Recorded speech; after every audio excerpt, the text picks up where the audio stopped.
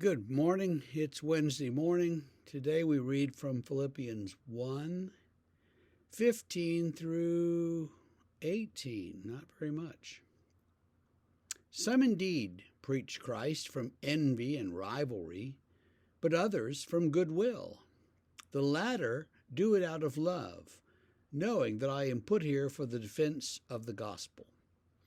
The former proclaim Christ out of selfish ambition and not sincerely, but thinking to afflict me in my imprisonment. What then? Only that in every way, whether in pretense or in truth, Christ is proclaimed, and in that I rejoice. So he knows that he has these rivals out there preaching Christ, and many of them, Paul says, are doing it because of a sense of they want to be better than Paul. They want to beat Paul at his own game. They want to, it's kind of a one-upsmanship going on. They want to be elected, and who cares if they're qualified? They just want to be elected. And we saw a lot of that last night, didn't we? So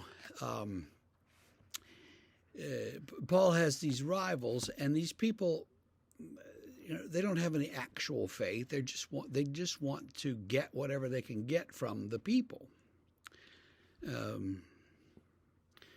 very long time ago, I was sitting in the college breakfast one morning, and there was a guy there I didn't really know very well at all, but he was also in the religion courses I was taking, and he was saying to some friends of ours that, yeah, he looked at this ministry thing and he thought it was a pretty good gig because you pretty much guaranteed a job in certain denominations, and you're pretty much guaranteed a decent wage, and you don't have to work that much.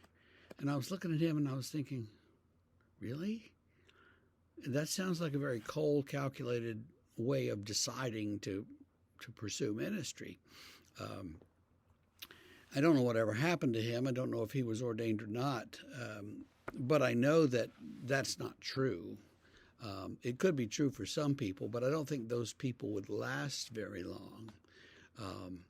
They would see people struggling in fairly poorly paying jobs, or in small churches, or in churches that they don't really want to be a part of, that are sort of off the path of their career plan.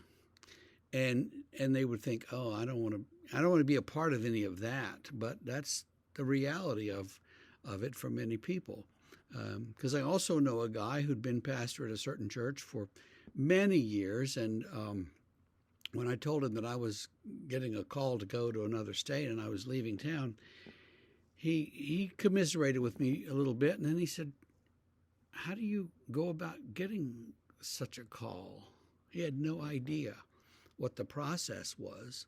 And I told him, and then he said, but why would you do that? Why would you decide to leave a church? You're called to a church. You should stay there, till you die, right? I guess that was his thinking. And I think he did leave finally, eventually. Maybe I cracked him open and he saw different possibilities. But at any rate, there's a lot of agony in some cases. There's a lot of difficulty in ministry. There's a lot of stuff that you have to put up with, because people, how can I say this? Everybody believes that their idea is the best, and so you should do what I want you to do, Pastor. Or people think, well, if we're going to save this church, and that's the royal we that really means you need to get us more members, younger members, a strong group of children, and a happy youth group, preferably by next Tuesday. Okay? Do that. And you're sitting there going, hey, no way that's going to happen in this town, in this place, in this context. But what can I do? So this is the kind of thing that ministers go through all the time. And so the ministers who stay in any place for a long time need to be lauded as having really taken their call seriously.